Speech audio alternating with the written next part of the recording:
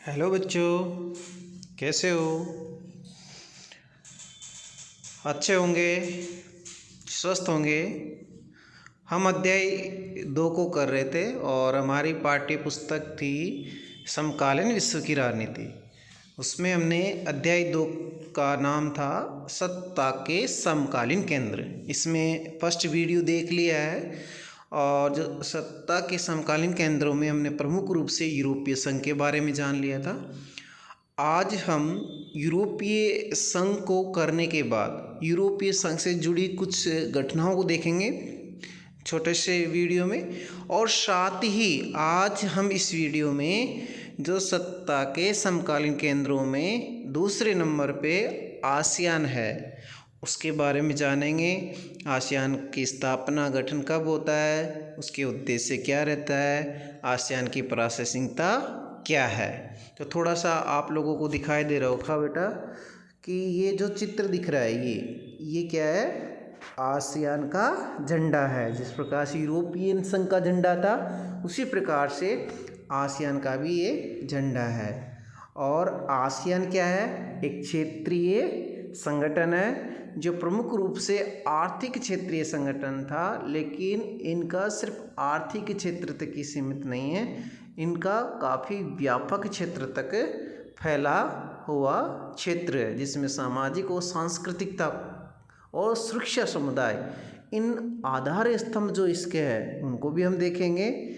सबसे पहले तो हम ये जान लेते हैं कि सबसे पहले जो आसियान है, इस आसियान के जो संस्थापक सदस्य है वो Indonesia, Malaysia, Philippines, Singapore, Thailand है। इन्होंने क्या किया, 1967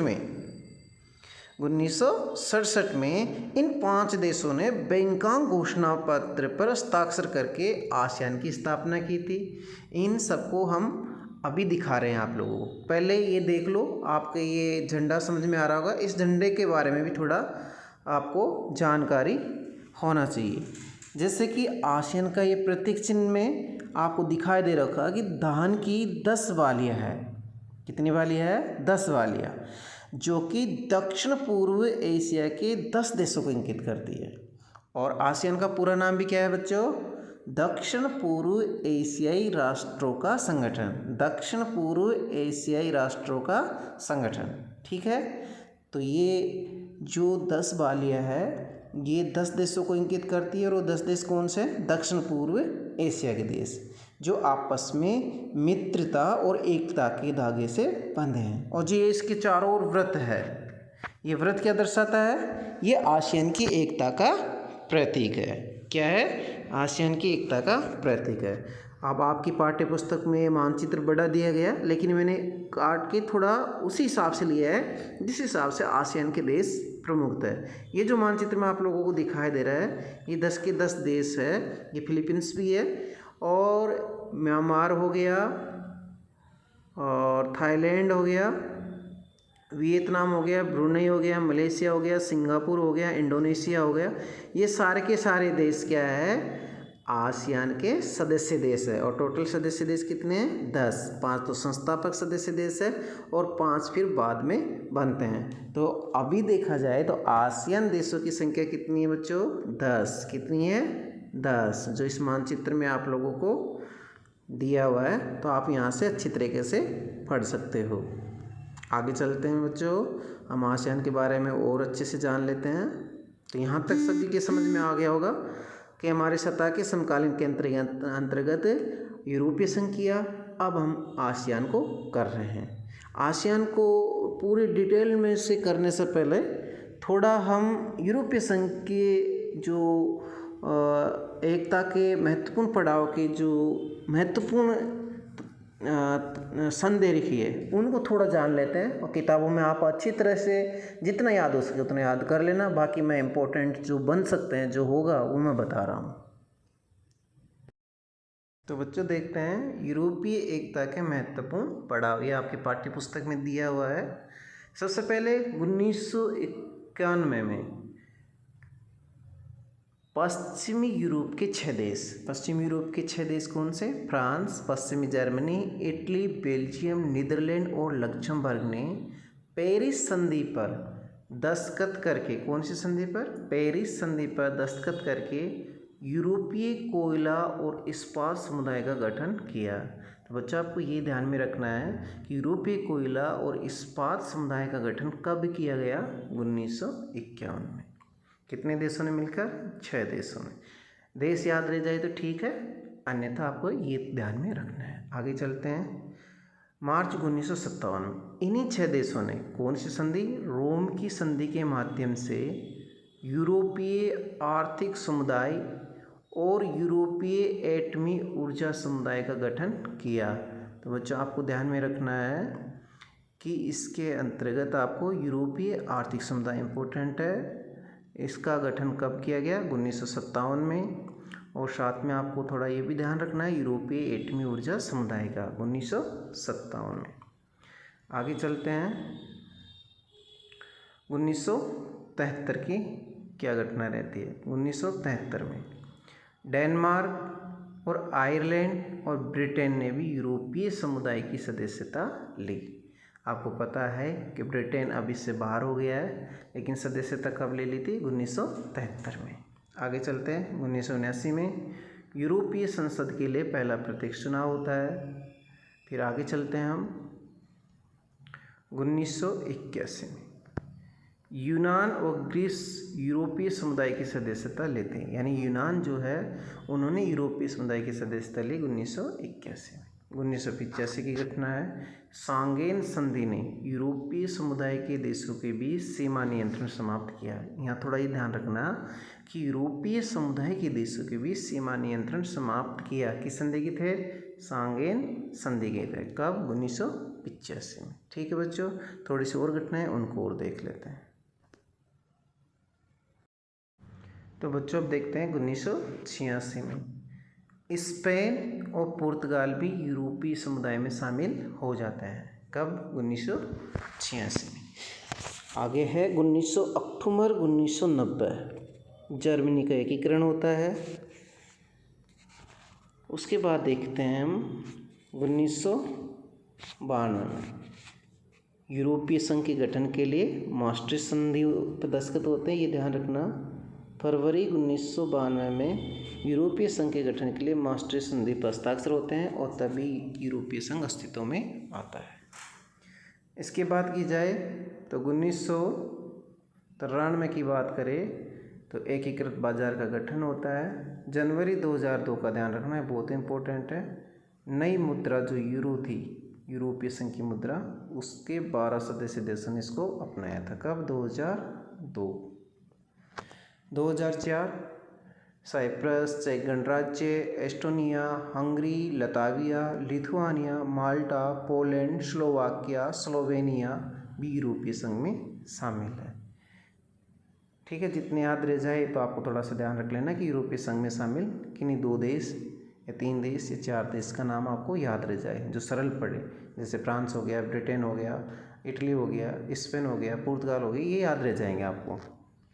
आगे है 2007 में बुल्गारिया और रोमानिया ने भी यूरोपीय संघ में शामिल हुए और 2007 में स्लोवेनिया ने यूरो को अपनाया। 2009 की बात की जाए तो लिस्बन की संधि लागू होती है और 2012, ये ध्यान रखना इम्पोर्टेंट है, यूरोपीय संघ को नोबेल का शांति पुरस्कार मिलता है। कब? 2012 में। आगे चले 2013 का भी इम्पोर्टेंट है कि क्रोएशिया यूरोपीय संघ का 28वां सदस्य बनता है।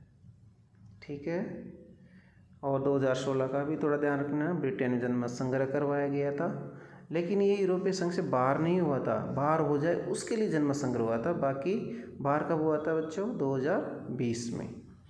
ठीक है, तो ये महत्वपूर्ण तारीखें थी। अब अपने आसियान की ओर चलते हैं। दक्षिण पूर्व एशियाई राष्ट्रों का संगठन, जिसे आसियान कहा जाता है। जैसे हमने बात कर ली, इसकी स्थापना अगस्त 1967 को होती है। इस क्षेत्र के 5 देश कौन कौन से? Indonesia, Malaysia, Philippines, Singapore, Thailand बैंकों घोषणा पर हस्ताक्षर करके आसियान की स्थापना की। बाद में Brunei, Vietnam, Laos, Myanmar, Cambodia इनको शामिल किया गया और टोटल सदस्य कितने हो गए? 10। ठीक है, यहाँ तक हमने जान लिया था। अब देखते हैं हम आसियान के मुख्य उद्देश्य। पहला उद्देश्य है सदस्य देशों के आर्थिक विकास को तेज करना। दूसरा उद्देश्य है इसके द्वारा सामाजिक और सांस्कृतिक विकास हासिल करना। तीसरा उद्देश्य है कानून के शासन और संयुक्त राष्ट्र संघ के नियमों का पालन करके क्षेत्रीय शांति और स्थायित्व को बढ़ावा देना। अब देखते हैं बच्चों हम आसियान शैली क्या है। ये प्रश्न आता है आपका, तो ध्यान में रखना है कि अनौपचारिक, टकराव रहित और सहयोगात्मक मेल मिलाप का नया उदाहरण जो पेश करके आसियान ने काफ़ी यश कमाया है, उसे ही हम आसियान शैली कहते हैं। आसियान शैली क्या है ये आपको समझ में आ गया होगा। अब चलते हैं हम आसियान के प्रमुख स्तंभ कौन कौन से हैं। 2003 में आसियान ने आसियान सुरक्षा समुदाय, आसियान आर्थिक समुदाय और सामाजिक सांस्कृतिक समुदाय नामक 3 स्तंभों के आधार पर आसियान समुदाय बनाने की दिशा में कदम उठाए, जो कुछ हद तक यूरोपीय संघ से मिलता जुलता है। ठीक है बच्चों, आगे चलते हैं। आगे है कि आसियान सुरक्षा समुदाय क्षेत्रीय विवादों को सैनिक टकराव तक न ले जाने की सहमति पर आधारित है। दूसरा था आसियान आर्थिक समुदाय का उद्देश्य आसियान देशों का साझा बाजार और उत्पादन आधार तैयार करना तथा इस क्षेत्र के सामाजिक और आर्थिक विकास में मदद करना है। तीसरा है आसियान सामाजिक सांस्कृतिक समुदाय का उद्देश्य है कि आसियान देशों के बीच टकराव की जगह बातचीत और सहयोग को बढ़ावा दिया जाए। ये थे आसियान के आधार स्तंभ। अब देखते हैं हम आसियान क्षेत्रीय मंच। ये भी एक प्रश्न आता है। 1994 आसियान क्षेत्रीय मंच की स्थापना की गई, जिसे कहते हैं ARF, मतलब आसियान रीजनल फोरम। तो ये भी थोड़ा आपको ध्यान में रखना है। अंग्रेजी में पूछ ले तो भी आपको 1994 बताना है। बाकी हिंदी में आसियान क्षेत्रीय मंच की स्थापना कब होती है? 1994 में। क्यों होती है? क्योंकि इन देशों की सुरक्षा और विदेश नीतियों में तालमेल बनाने के लिए। अब देखते हैं बच्चों कि आसियान की उपयोगिता या प्रासंगिकता क्या है। तो पहली उपयोगिता तो यह है कि आसियान की मौजूदा आर्थिक शक्ति खास तौर से भारत और चीन जैसे तेजी से विकसित होने वाले एशियाई देशों के साथ व्यापार और निवेश के मामले में प्रदर्शित होती है। दूसरा जो इसकी उपयोगिता या प्रासंगिकता है वो ये है कि आसियान ने निवेश, श्रम और सेवाओं के मामले में मुक्त व्यापार क्षेत्र बनाने पर भी ध्यान दिया है। तीसरी उपयोगिता है अमेरिका तथा चीन ने भी मुक्त व्यापार क्षेत्र बनाने में रुचि दिखाई है। चौथी है 1991 के बाद भारत ने पूर्व की ओर देखो की नीति अपनाई है। पांचवा है भारत ने आसियान के 2 सदस्य देश सिंगापुर और थाईलैंड के साथ मुक्त व्यापार का समझौता किया है। छठी उपयोगिता है भारत आसियान के साथ भी मुक्त व्यापार संधि करने का प्रयास कर रहा है। सातवीं उपयोगिता है आसियान की असली ताकत अपने सदस्य देशों, सहभागी सदस्यों और बाकी गैर क्षेत्रीय संगठनों के बीच निरंतर संवाद और परामर्श करने की नीति में है। आठवां है ये एशिया का एकमात्र ऐसा संगठन है जो एशियाई देशों और विश्व शक्तियों को राजनीतिक और सुरक्षा मामलों पर चर्चा के लिए मंच उपलब्ध कराता है। और नौवां जो महत्व है वो ये कि हाल में ही भारतीय प्रधानमंत्री ने आसियान देशों की यात्रा की तथा विभिन्न क्षेत्रों में सहयोग बढ़ाने पर समझौते किए तथा पूर्व की ओर देखो नीति के स्थान पर पूर्वोत्तर कार्य नीति यानी लुक जो ईस्ट पॉलिसी थी उसकी जगह एक्ट ईस्ट पॉलिसी कौन लाते हैं? हमारे देश के प्रधानमंत्री नरेंद्र मोदी जी की संकल्पना प्रस्तुत है। इसी के अंतर्गत वर्ष 2018 के गणतंत्र दिवस समारोह में आसियान देशों के राष्ट्राध्यक्ष को मुख्य अतिथि के रूप में आमंत्रित किया था। ठीक है बच्चों, तो आपको ये समझ में आ गया होगा। तो आपको ये लुक ईस्ट और एक्ट ईस्ट ये भी समझ में आ गया होगा, क्योंकि भारत ने 1991 से लुक ईस्ट की पॉलिसी अपना रखी थी और 2014 से एक्ट ईस्ट नीति अपनाई। इससे क्या होता है, जो भी पूर्वी एशिया के देश है जैसे आसियान, चीन, जापान और दक्षिण कोरिया से उनके आर्थिक संबंधों में बढ़ोतरी होती है और अच्छे संबंध बनते हैं। ठीक है बच्चों, तो ये आपके दूसरे पार्ट में आसिया से संबंधित हो गया है। हम इसका एक तीसरा पार्ट और लाएंगे जिसमें पूरा कंप्लीट पार्ट हो जाएगा। तब तक के लिए धन्यवाद बच्चों। ठीक है बच्चों, तो ये आसियान आपके समझ में आ गया होगा। एक थोड़ा सा और जान लो, 2010 में आसियान भारत मुक्त व्यापार क्षेत्र व्यवस्था लागू हुई। 2010 में क्या होता है, आसियान